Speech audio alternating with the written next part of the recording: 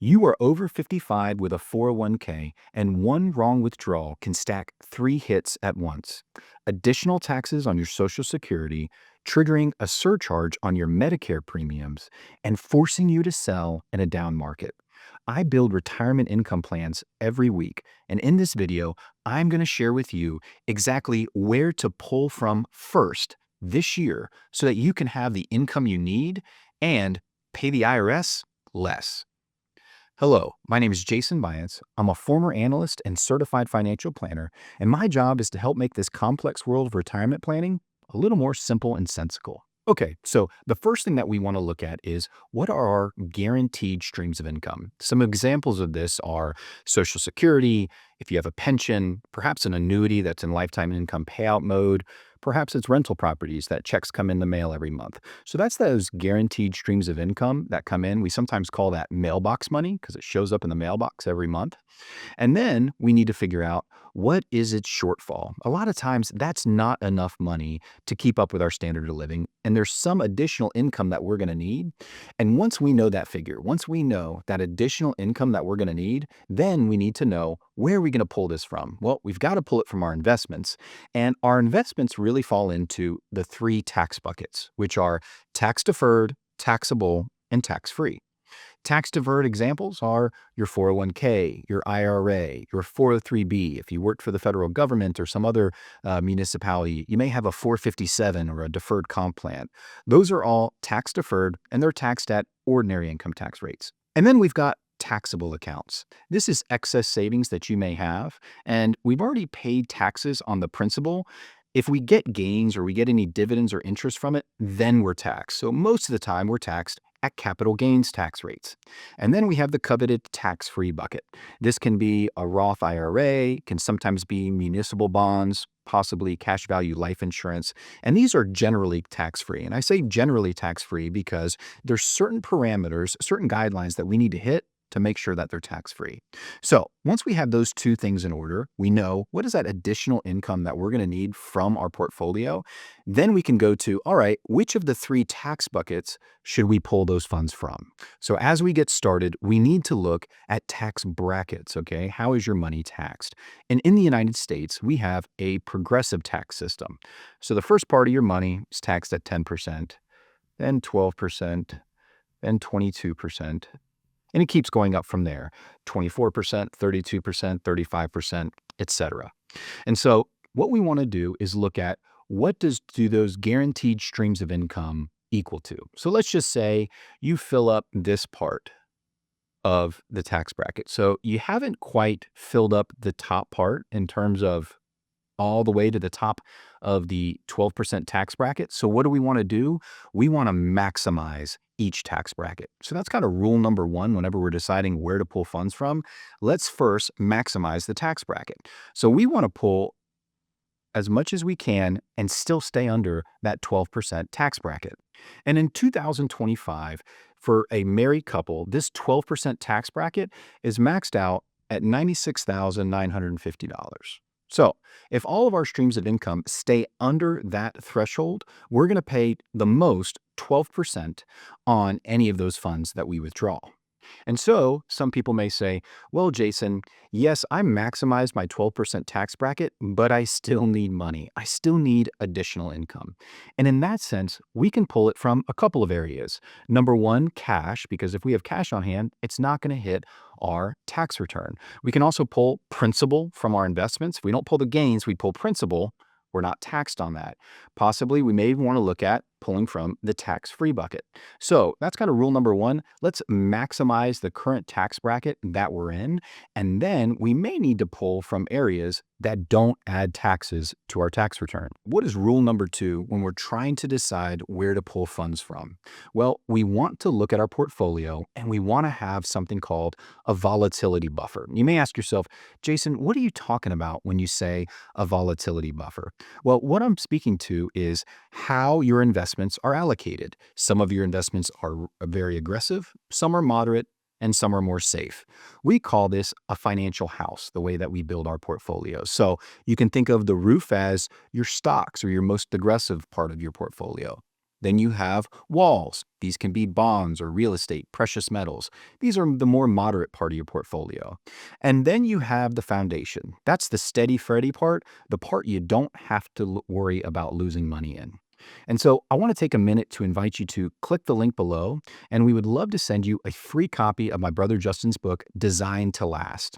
And this book is a short read, only about 100 pages, and it goes through exactly how you want to build your financial house and then also how you want to build your income plan. At the back, it's got the most important questions that you and your family want to be asking. So click the link below. We'd love to send you a free copy of that book. So, what we're talking about here is a volatility buffer. All right. We want a place to pull from whenever stocks and bonds are down. And that is the foundation. Okay.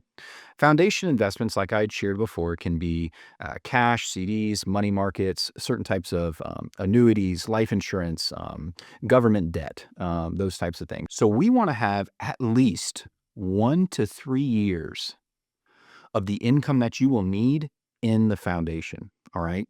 And I think it's really, really important that we have this because that gives the stock market enough time to recover, right? If stocks are down and they stay down for quite some time, if we have a foundation, well, if we have that additional income that we need, we can just pull from our foundation.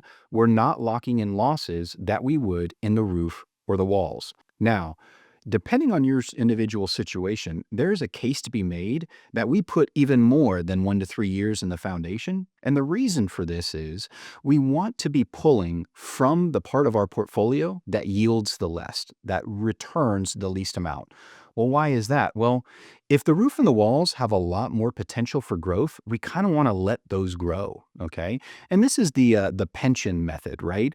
Pension companies do this exact same thing. That's how they're able to guarantee that your check comes in every month is the amount allocated to what they're sending you, they pull from the part of the portfolio that returns the least. They pull from the part that is the safest. So we kind of want to steal that method and employ it in our own retirement planning. All right. So next is rule number 3, which is beware of IRMA.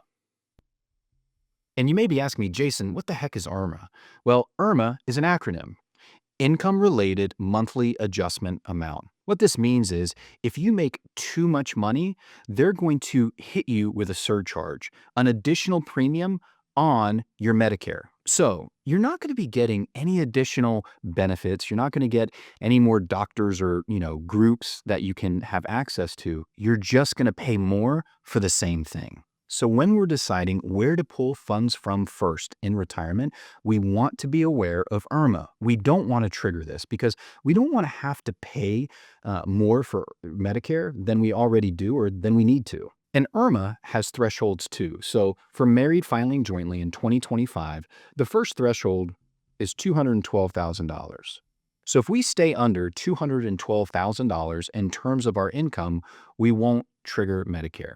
So what we typically tell people is you need to be careful of this threshold. You can go up to it, but you do not want to cross that threshold. Now, again, it depends on your situation, but we can make the case that sometimes we want to exceed the IRMA threshold. Now, why would we want to do that? Why would we want to pay more for Medicare knowingly? Okay. Well, the reason is sometimes it makes sense to do something called Roth conversions. What is a Roth conversion? Well, it's taking money from the tax deferred account and it's moving it to the tax free account. And we have to pay taxes. We have to realize that income. But sometimes the tax savings that we will have down the road will more than cover the additional premium that we'll pay on Medicare. Again, this all depends on your individual situation. Something else to consider is it is currently 2025. So let's just say that you cross this threshold and you trigger that first IRMA additional cost that you're going to have, that additional surcharge. You're not actually going to realize that additional surcharge for 2 years, so until 2027. So we always want to be looking down the road, right? When we're tax planning, it does make sense. We want to look in the history, want to look at our tax return, but we really want to be looking 2, 5, 10, 25 years down the road. So beware of IRMA. And then rule number 4, in terms of deciding where to pull funds from, has to do with our heirs. Now, some of you may be saying, Jason, I don't really care about my heirs. I'm talking about where I need to pull income from. That's so far down the road and they can deal with it. Okay. And I understand that. But we do have a pretty good amount of clients that say, you know what? My children are high income earners. So I want to be mindful about what I pass on to them. Okay. So whenever we're deciding about where to pull funds from first in retirement, if you're worried about the tax bill that your children may get because you want to leave them the most amount, you may decide to pull money from your tax deferred account. All right. Now, remember, whenever we're doing this, we have a lot of things moving parts going on. But if that's a big concern for you, that may be something that you want to consider. And now other people may say, Jason, I really, really, really don't care if my children have to pay taxes. So let me share a little bit of a tidbit because heirs can also mean your spouse. Like I said, when we're deciding of where to pull funds from, we want to look through the lens of how this may affect our heirs. And it may not be matter to your kids, but it will matter to your spouse. And let's go through an example of that.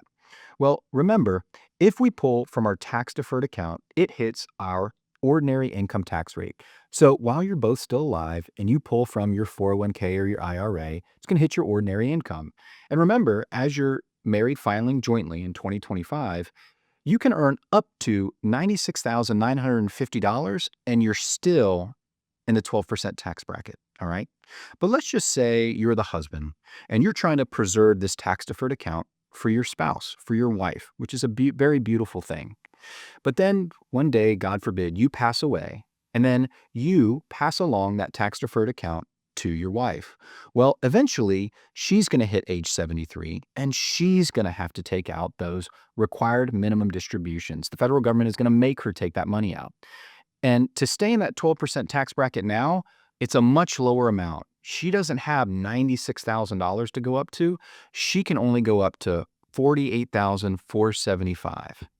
And then every dollar above this that she takes out, she's not paying 12%, she's paying 22%. All right. That's a big jump from 12% to 22%, an additional 10% in taxes. All right. So, again, another very, very important thing to think about when we're deciding where to pull things from in retirement. So, let's do a real quick recap. In terms of deciding where to pull funds from, first, we want to understand our tax brackets and we want to maximize the current tax bracket that we're in. Secondly, we want to have a volatility buffer. We want to have a place to go to give us income in market volatility when stocks and bonds are down, so we're not locking in losses. Third, we want to be aware of IRMA so we don't unknowingly trigger those additional surcharges on our Medicare premiums. And then lastly, whenever we're deciding where to pull from, we want to think about our heirs and not just our children, our surviving spouse as well. I hope that this was helpful, and I want to invite you to click this video here where I go over why the last 5 years before you retire are so important.